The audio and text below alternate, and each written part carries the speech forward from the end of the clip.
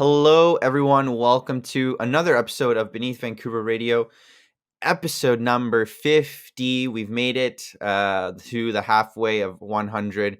It's been a very crazy ride, starting from the very first episode that was released back all the way in July of, I think, was 2018. So we've definitely come a very long way in terms of these episodes, a lot of ups and downs, but a huge, huge shout out to all of our listeners, the guests as well that have been coming on the show.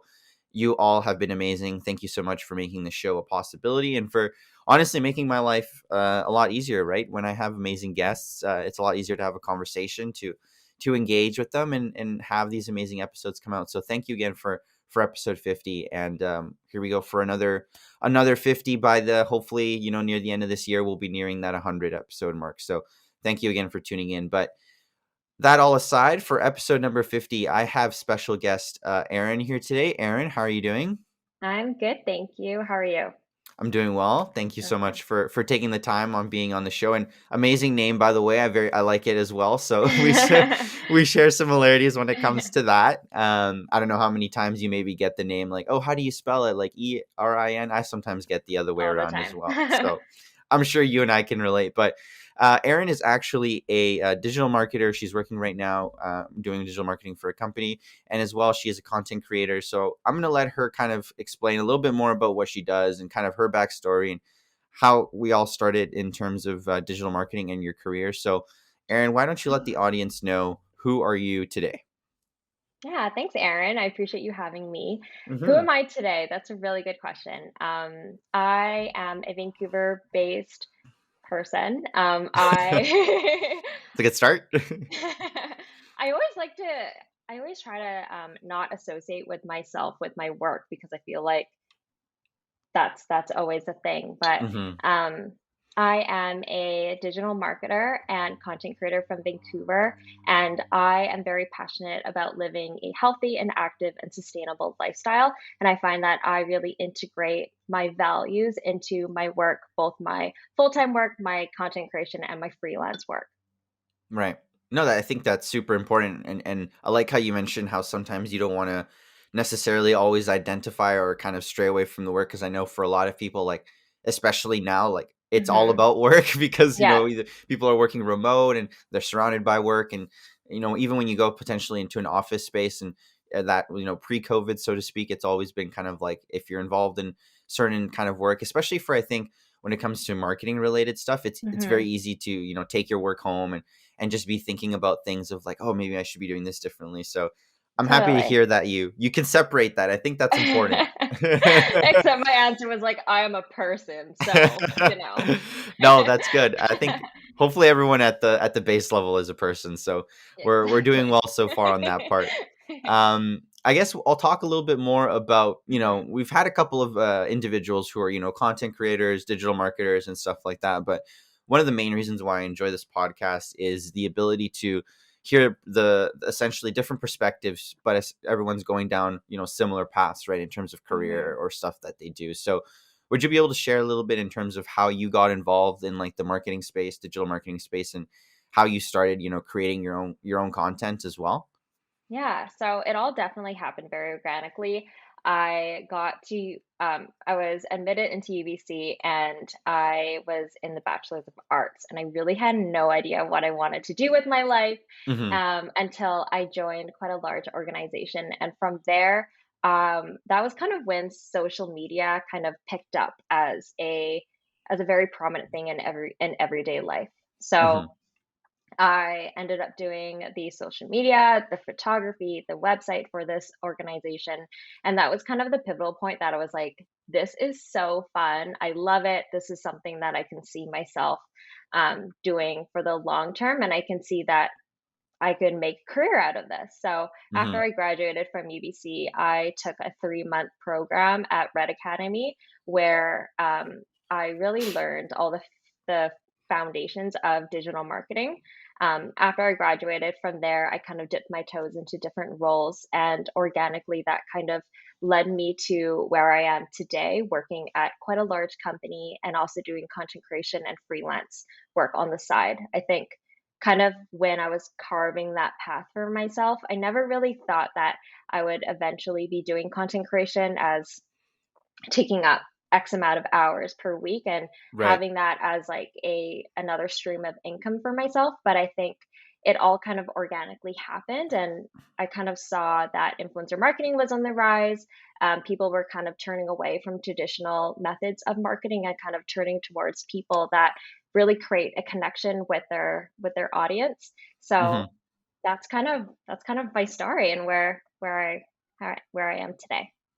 No, I'm happy to hear that as well. And I think the importance that you mentioned was you were able to see some trends, right, and see how like Hmm. the industry was changing. And I think that's important for not just social media, but obviously different things that comes to the world being able to be not necessarily the first pioneer to it, but at least be one of the early kind of adopters, right? So, when TikTok was starting to blow up, a lot of people that are very famous today are the ones who Hmm. started using the app, like when it first started coming out and started kind of building its momentum. So, being the early adopters to certain applications or certain kind of areas can definitely be a good positive. So that's important that you kind of took that initiative and even went one step further and took like a certificate or kind of like a program through Red Academy. And obviously, unfortunately for those, or I'll kind of backtrack a little bit for those who are unaware with Red Academy, it was essentially and correct me if I'm wrong. This is from my perspective. I've never taken a Mhm. course, but I've heard of it, and I know some people from who used to work there. But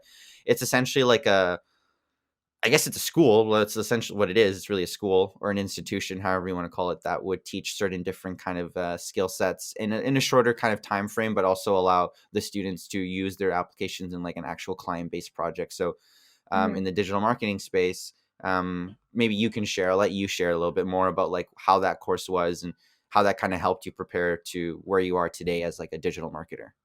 Yeah, so I took the part-time program. So at Red Academy, there are two programs, the part-time and the full-time. Hmm. Um, I didn't know if I would love it, so which is why I wanted to take the part-time to see if I could actually make this a career. But essentially, you would go to class twice a week, and everything that you would learn, you would apply to your client, which is basically um, you would get grouped up into groups, and everything that you would learn, you would apply that to your client. And then at the end of the term, you would pitch like a proposal from basically taking everything that you learned in the course and applying that to that specific company.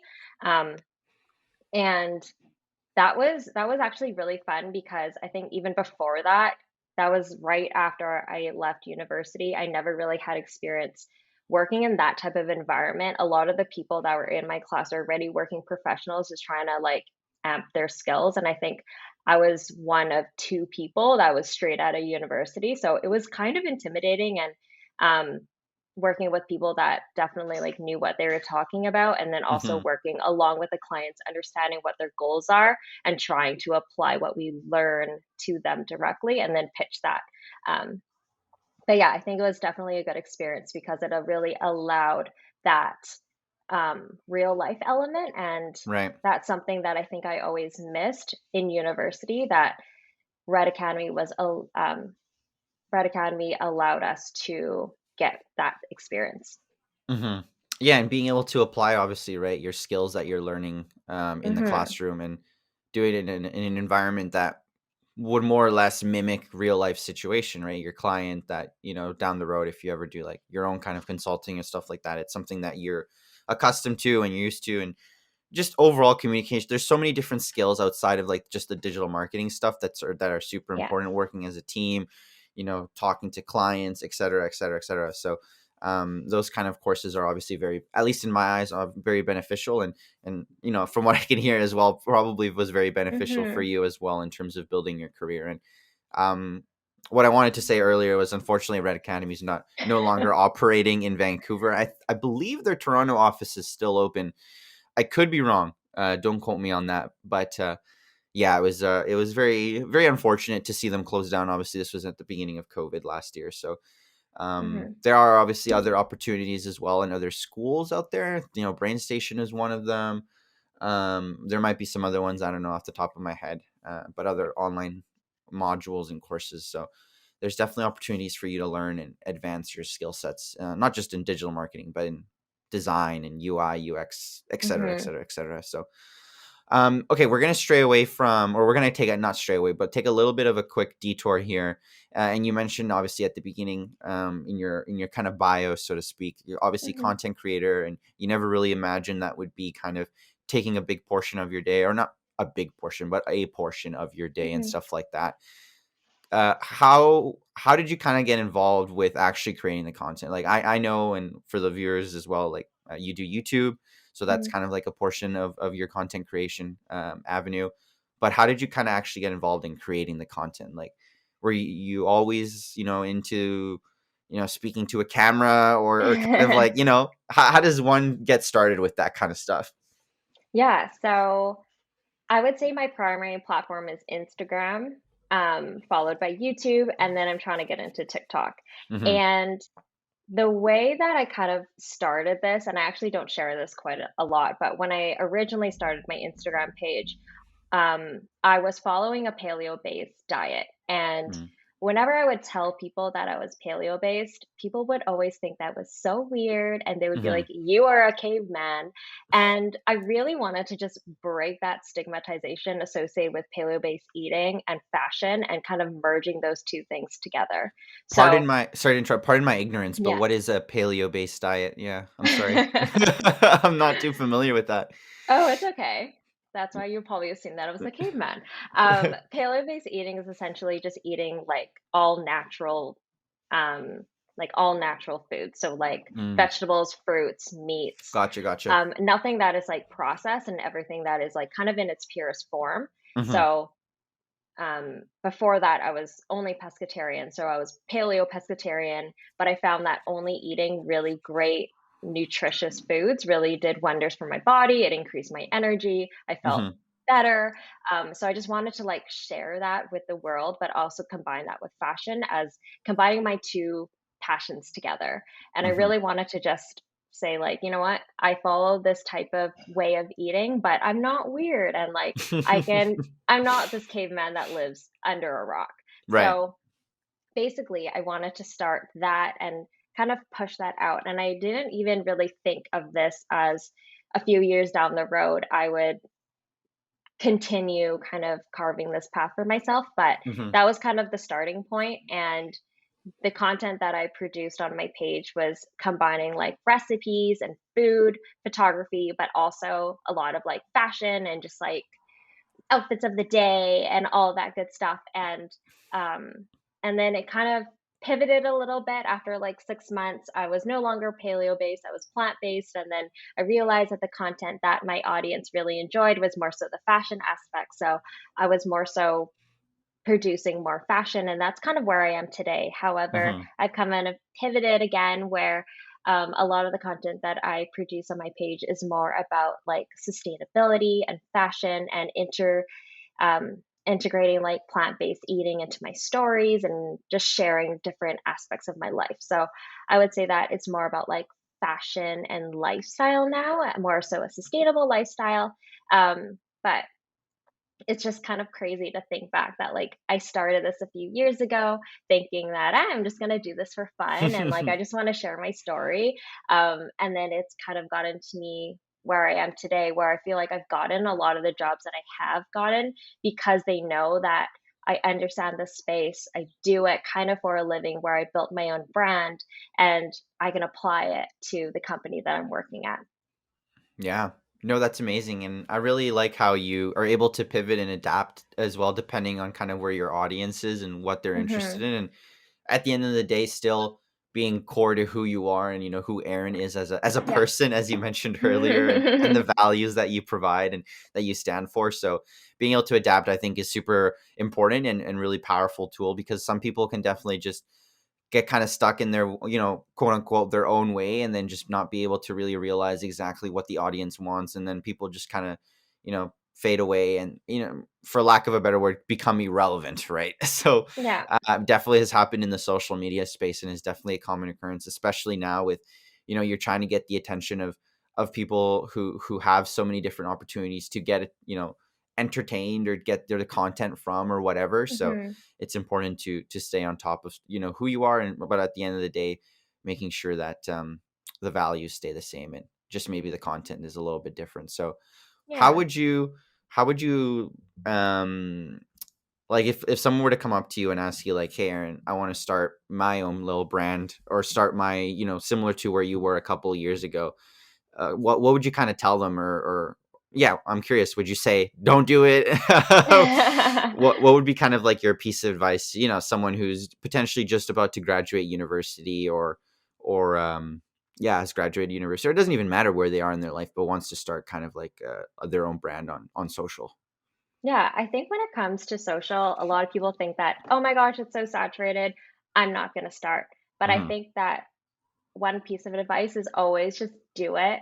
And but when you do it, always try to remember like why you're doing it, find your why, and kind of identify that audience. Hmm. And kind of going off of what you were saying earlier, where you kind of need to pivot and adapt your content depending on your audience. Like, yes, but also a thing to remember is if you already identify your niche, then your audience will naturally come.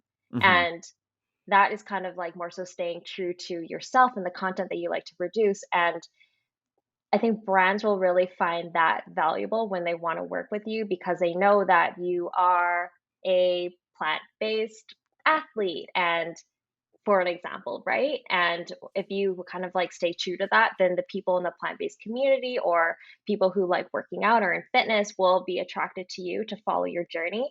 And then brands will find that. So I think my advice when people are saying like, I want to start a brand or I want to start a channel, like, of course, do it. But I think it's also important to remember to find kind of that point of differentiation if you kind of want to stand out and be kind of an expert or find that niche of your audience, um, because that is going to be kind of that differentiating factor that kind of sets you apart from someone else. Hmm. Would you say, just to kind of quickly add on top of that, would you Hmm. say from your experience or from your knowledge, Instagram is still the best platform to start? Or like, let's say, for example, if someone is, yeah, wanting to do like a plant-based diet or something like that, similar to what you're doing, Hmm. would you still recommend like Instagram, or would you even say like maybe put a little bit more time into TikTok, where now, from what I've seen, and correct again if I'm wrong, the discoverability seems to be a little bit better on that than like a platform like Instagram. Totally. I think that it's a little bit of both. I think you kind of just have to hone in into seeing what you're comfortable with. Hmm. Obviously, like I started with Instagram because that was familiar to me. I like taking photos, but it took me a quite a long time to navigate to TikTok because I was like, oh my gosh, when TikTok started, everyone was just doing dancing videos. That's not Yeah. me. I don't think I can do dancing videos. So, like, I was like, I don't think this platform is for me, but realizing that you can kind of find your point of differentiation, you don't need to do like dancing videos. I don't think I'm super funny, so I also don't think I can do funny videos on there. But I think once you're familiar with one platform, whether that is TikTok, short form videos, YouTube, which is more of like informative, educational, long term videos, um, just find a platform that works for you and then realize that a lot of your content that you're producing can be repurposed for other platforms. So Hmm. this is especially like important if you have a blog. If you have your own website and you have a blog post, you can repurpose that blog post by saying you have a blog post, you want to record a video for YouTube. You can cut that YouTube video down into a reel, into a TikTok, into an IGTV, and just by repurposing all that different content, you're just basically creating one piece of content and spreading that across different platforms to try to reach different audiences because different audiences are on different platforms. So by kind of diversifying your platforms, you're also reaching different people.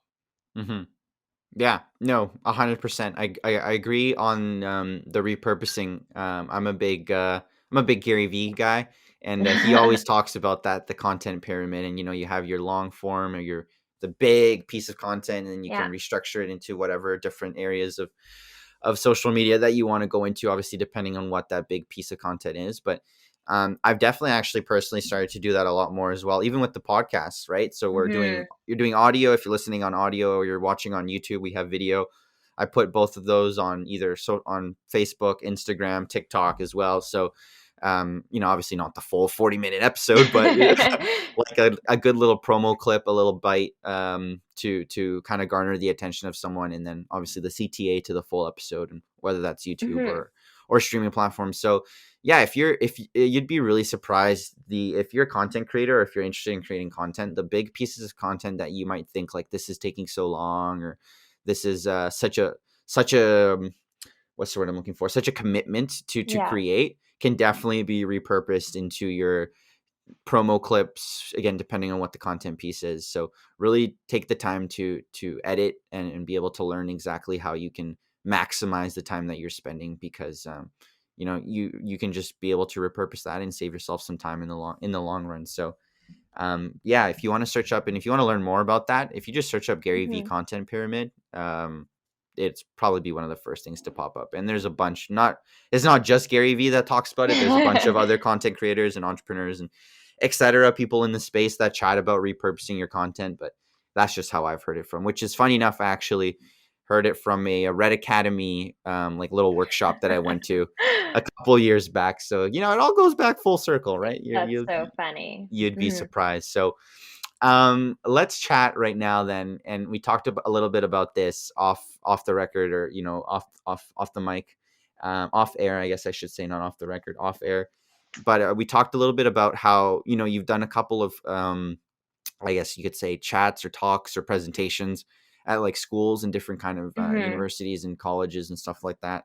What's been that experience like, just talking about like digital marketing and sharing your knowledge to other students and other individuals? It's been very rewarding. That was back in 2019, Hmm. pre-COVID, when you can actually meet people in real life. And I remember Tell me more it. about that. I don't even know what meeting people is like. Seriously, it's crazy. And that was back in, I remember like January 1st, I was like, I'm gonna do my New Year's resolutions. And one thing that I really want to do is really do something out of my comfort zone. I don't know what Hmm. that is, but that's kind of what my goal was, just to really push myself. And a week later, the agency owner that I was working for, he approached me. He was like, "Hey, I have this really good opportunity. Would you like to speak at UBC to high school students that are interested in going into solder, the Hmm. School of Business, and talking about marketing? You can kind of craft your presentation and talk whatever you want to talk about, but basically UBC approached the agency that I was working at, and I was like, perfect. 1 week into the month, and I'm crossing off that, Right? Yeah. right? There we go. Yeah, and that was so fun. Like, I think what's really interesting is that that talk was purely to high school students, where they were like, not sure what I want to go into. I'm interested in Hmm. solder. Let me just hear this person talk. And then throughout the year, I attended about like five other university events. And they were all kind of different, but those are all for university students. So the first one, I was super nervous. They were very quiet because they're all like high school students. Yeah. Um, but that was a great experience, where that was pretty much like they were sitting and I was just standing and talking. But the other ones were more interactive. I spoke on a panel, and that was really nice, because speaking on the panel with like different um, digital marketers at like Daily Hive, Arterix, SAP, like all of these kind of like bigger brands. And then there was me, but I was kind of the person representing agencies and how it's like working in agencies. So that was for BCIT. And then another one that I did was it was more of like a classroom setting. So Hmm. sitting in a classroom, and basically like all the students would rotate from table to table, and like they would just ask me a bunch of questions about what it's like working at agency, advice, etc. But I think the overarching theme of all these talks to university students are like sharing my story, sharing kind of my perspective of where I am working before at an agency, and then kind of my advice to navigating that path after graduation and like getting your first job. Because I feel like that's something that a lot of people wonder. And there's so many paths after university of like what area of marketing you want to work at, what type of company. Do you want to work at a startup, a big company, in-house agency? Mhm. Like there's so many questions. And I think that is something that like universities and I guess like formal education systems, they can't really teach. So they bring in speakers. So Mhm. all of that experience has been super rewarding. And um, people like add me on LinkedIn and then we chat. Like literally, like a girl yesterday messaged me on LinkedIn was like, "Hey, like I don't know if you remember we like had a coffee chat, but like I would love to talk again." And it's like, okay, like 2 years later, you're still messaging me. Like Right. that's great. Like good for her for like following up, you know. Mhm. Um, but yeah, I think it's been a really good experience being able to do that. Yeah, yeah, I can imagine how rewarding that is, right? Just being able to, and I don't know about you, but personally, I learn a lot more from hearing someone speak about a certain experience Hmm. or something that happens in their life than, potentially reading it off like a textbook or a presentation, or not a presentation, but Totally. like, more in a traditional, as you mentioned, traditional kind of learning setting, and Hmm. being able to chat with, said individual and just being able to pick their brain. I think myself as well, and for the listeners, all the longtime listeners know this by now, but I'll repeat it if there's anyone who's new to the show right now, for who are tuning in. But I don't come from like a traditional like marketing or business background, so a lot of the things that I had to learn about like marketing and business, etc., was just from picking people's brain and chatting with them and Hmm. having coffee chats. And I really miss those days, being able to just like go up to someone after and being like, "Hey, my name's Aaron. Hmm. I love to hear more about what you do. Can we set up a coffee chat?" So I'm really looking forward to those days once that happens again, because Zoom is not the same. It's definitely not the No. same. And I like waiting in the coffee house or wherever we are, and just being able to just chat with them, and Hmm. being able to have that good conversation. And as you mentioned as well, like being able to follow up is a big initiative, and just opening that line of communication, because you never know when it might be of importance, or when having something that you learn from them will be beneficial to you. But um, I guess a follow up question to that, and I'm curious to. And I'm sure the listeners are as well. And I apologize for not asking this earlier. You mentioned obviously, like at that time, you were kind of representing agency work, and that was the company that you were kind of working for. But what are you Hmm. doing now? Actually, we never really got into that. And what's kind of like what's your full time job right now, like your day job? Yeah, so I am a senior marketing associate at Poshmark. Mm-hmm. If you're not familiar with Poshmark, it is a social commerce app that allows people to buy and sell products online. Mm-hmm. And I think it's been around in the States for 9 or 10 years. And then they recently launched in Canada back in 2019. Right. And I love this company so much because it really ties my two passions of fashion and sustainability together, because it's basically an app that allows people to kind of give a piece of clothing or a house good item a second Mm-hmm. life. Um, and kind of a funny story is that when Poshmark originally launched in Canada back in 2019, they had a launch party. They invited me to the party as like an influencer to Mm-hmm. attend to learn more about the app. And I remember leaving that party being like, this is such a cool company. Like, I'm going to go on their website to see if they have any career opportunities. And obviously, at that time, I was working at the agency. I was really not looking for a new job, but this position or this company really like struck me. And I was like, Mm-hmm. this is a dope company. I would love to work for them. And obviously, they didn't have any openings, but like literally, like a year and a half later, this kind of popped up, and I was like, this is for me. This is awesome. And Would one you thing, actively check the career page? oh yeah, I was literally on the SkyTrain home being like, Poshmark.ca, anything? And I was like, no, nothing, because they just launched in Canada. Yeah. But I think this just kind of shows that like literally everything happens for a reason. Mm-hmm. And even though, and like my friends say this all the time, but I'm very selective when it comes to what companies I work for. And that's because if I'm going to dedicate 40, 45 hours of my life every week to a company, I really want to make sure that it really aligns with my values, I'm passionate about, and I can really positively contribute to the company. So Of I think course, yeah. that's why like I was working at the agency for about 2.5 years before, and I really didn't want to make the switch until I found a company that I'm absolutely head over heels in love with, and that's kind of where I am today. Um, Mm, so I do a lot of um, my position is more so like acquiring new users, so through social and influencer marketing. gotcha. Influencer marketing was not really something that they wanted. Actually, they wanted to test it out last year, but it wasn't super successful just because of COVID, and they really had to Hmm. pivot their efforts. So I'm kind of leading the influencer marketing and the social, as well as like ongoing campaigns that are going on for the company. Um, and it's been really fun. No, that's good, and I'm really happy that you're able to, as you mentioned, connect with a company or be able to work in a company and be a part of a company that aligns with your values. I think that's super important. And I like Hmm. how you summarized it. You're spending, 40 hours a week, 40 plus sometimes as well, to be able to connect with that company and be able to really resonate with what they stand for as well, I think is important. And being able to do that is honestly a blessing, right? Because obviously Yeah, not everyone has that opportunity, right? So I'm happy to hear that, and hopefully everything works out. And I'm assuming it's remote right now, right? it is. Yeah. Do they have an office here in Vancouver or like Yes. okay. Yep, they have an office, but obviously have not visited yet. Yeah. So hopefully, Mhm, once this all settles down, you'll be able to enjoy that office space and mhm, yeah, and be able to continue to grow within that company. Um I guess one of the final questions before we kind of end the episode here, and this was again something that we chatted about off air.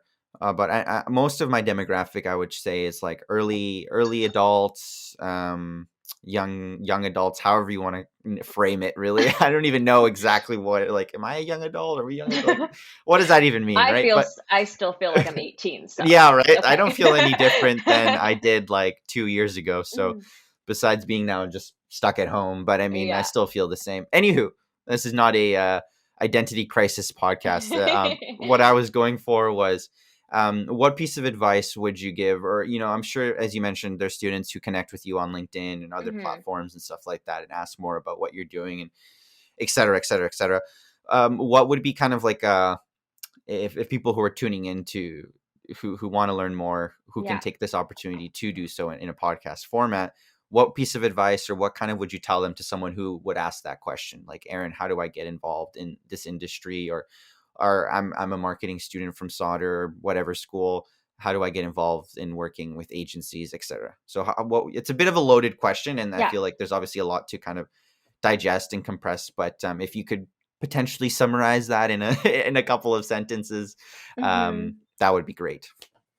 Yeah, so my piece of advice would be something that worked really, really well for myself. Hmm. And that is kind of taking your situation in your own hands and making the best out of it and kind of pitching yourself forward. So, Hmm. kind of giving you a little bit of a backstory. After I left the program, after I got the certificate, after I was supposedly learning the foundations of digital marketing, I still felt like I didn't really know as much as I probably should, and as Right. much as I would feel comfortable applying for a job, whether it's like a very low starting job in marketing, I don't know if I would still be able to be as successful as I wanted to be. So Hmm.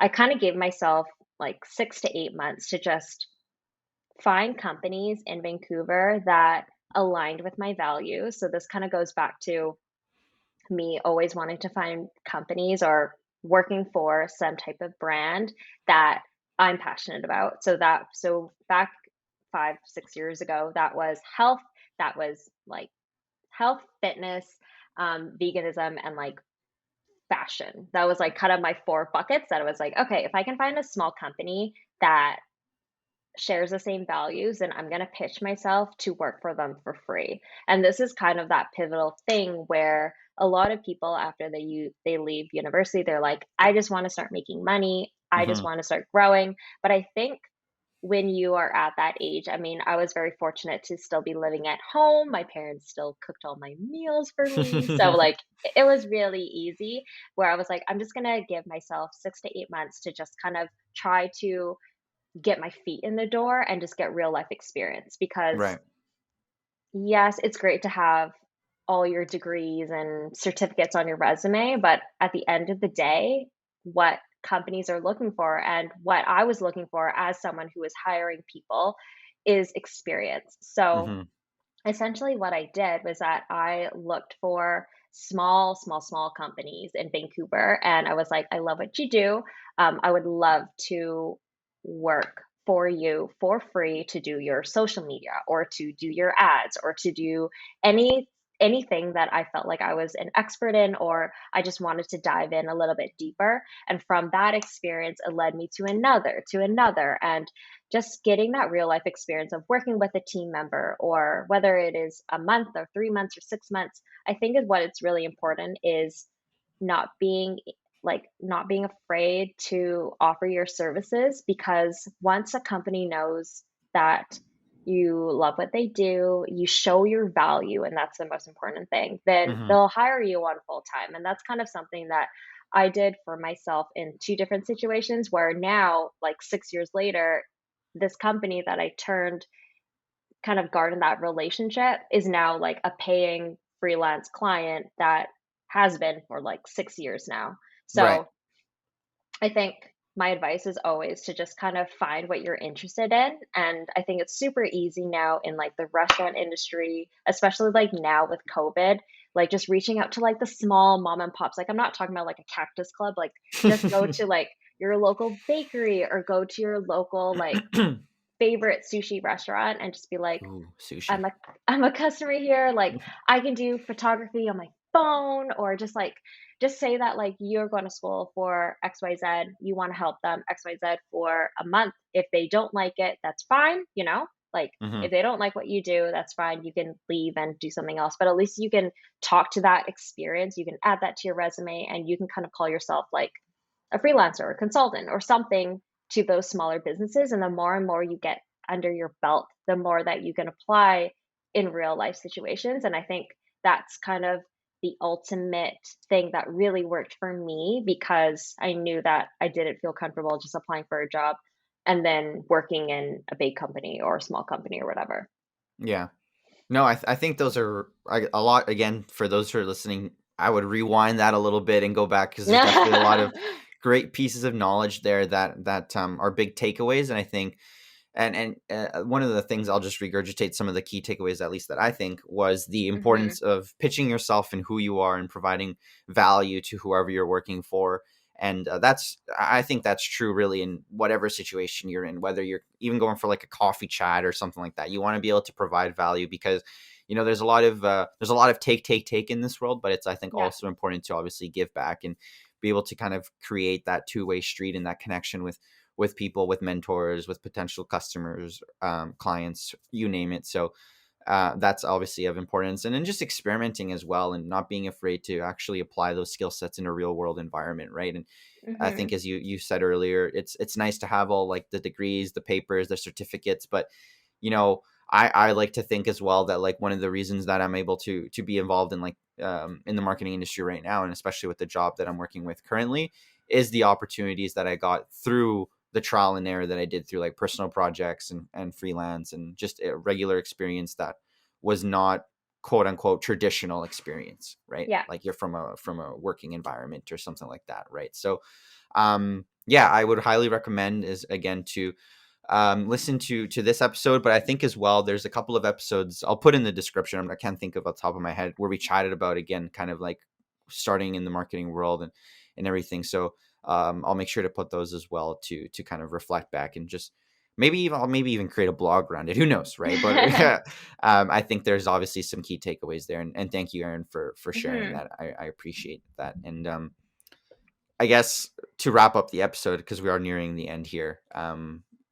Not just a piece of advice to other people, but I guess now, what piece of advice would you give to like your younger self? And I guess we've done a lot of like advice related questions, so there might be a little bit of an Hmm. overlap, but yeah, like what piece of advice would you give to like Aaron like 5 years ago? Yeah, so that's a good question. I think two things initially just pop into my head. One Hmm. is a little bit more professional, one is kind of more fun. Professional would be We like fun. one would be definitely don't be afraid to network. I think Hmm. looking back at the jobs that I've had since graduating, I got that all through networking experiences. And I wouldn't say like it sounds like you, Erin, that you go on a lot of coffee chats. I would say that I Yeah, went on like I miss two them. or three. And like that is so bad that I've been on so little. But I think that the ones that I did go on, it has led me to new Yeah, the opportunities. heavy So hitters. but like don't just go on coffee chats to like because you want something out of them, just like Hmm. genuinely want to get to know someone and then Yeah. don't be afraid to follow up. I think that is something that is super important and I wish I did better and I am still wanting to improve to grow my network, but something on a more fun note would be to tell my university self is that honestly grades don't really matter and I say that Dun dun because dun. and, like, I honestly say that because looking back at my 4 years, it's like, what stands out when I think about university? I think about the fun times with my friends, those, like, spontaneous moments. I Hmm. do not think about the time that I sat in the library for 8 hours at time and just study, you know? Yeah, I And, like definitely don't miss that. and looking at like how you apply for jobs. Like honestly, no one has looked at my resume and was like, "Oh, great! Like you're on the dean's list. That's great for you." Like no one even looks at your grades. And obviously, this might be different if you're in like science or engineering, Hmm. but especially for something like arts or business or something a little bit more not so like GPA Base. Yeah, heavy. yeah, yeah. Yeah, like honestly, just have fun and like your grades don't really matter. Like, obviously, you don't want to fail everything because university is like very expensive, but just make sure that you're there to grow and to build connections and to have fun and to just like live in the moment. And I really wish that I did that more. And yeah, that would be my advice to myself. No, I appreciate that, and thank you for sharing. And I Hmm. definitely will echo that sentiment.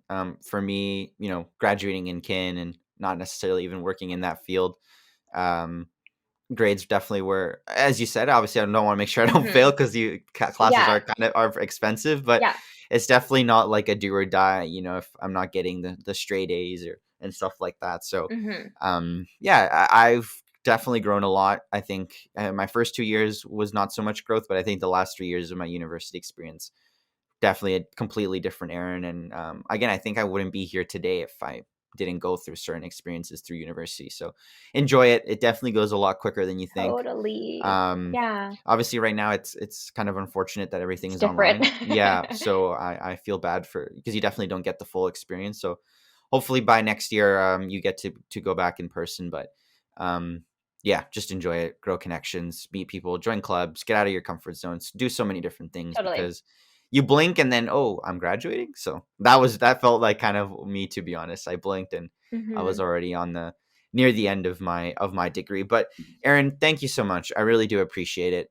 Thank you for coming on the podcast. And I guess as well, one final note that you had mentioned Hmm. as well was like don't go on coffee chats just for the sake of going on, but also don't be afraid to say no. Right? If like a certain coffee chat doesn't Yeah. fit into your schedule or you're already kind of like focused on different things and not even just for coffee chats, but that the importance of saying no, I think, is a skill that I'm still developing, to be honest, as well.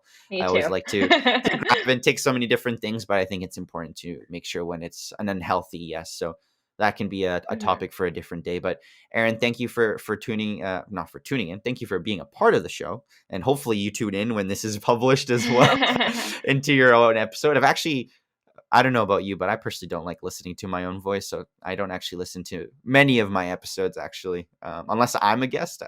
That's a kind You of don't a wanna relive disclaimer. those experiences. Yeah, I don't know. I enjoy watching videos of myself, but just pure voice, I don't know. Hmm, It's weird. makes It's sense. weird. I like making them, but maybe re-listening to that. But that's I'm not the main audience member, so that's totally okay. We can live with that. But where can they find you? Where can people chat if they want to take this conversation further? Where Yeah. can they kind of find you on social or yeah, to just have a conversation with you? Yeah, on social, my handle is Life with Erin, LIFEW.ERIN. Hmm. Erin, I would love if you could link actually my YouTube video where I talk about university and kind of navigating the path Sure. into a career. So Erin will link that down below in the description box. Yeah. Um, And you can always add me on LinkedIn. My full name is Erin Jay. My last name is Jay, so you can find me there and hit me up. But yeah, it's been so fun. Really great talking to you, Erin. Thank you so much for having me.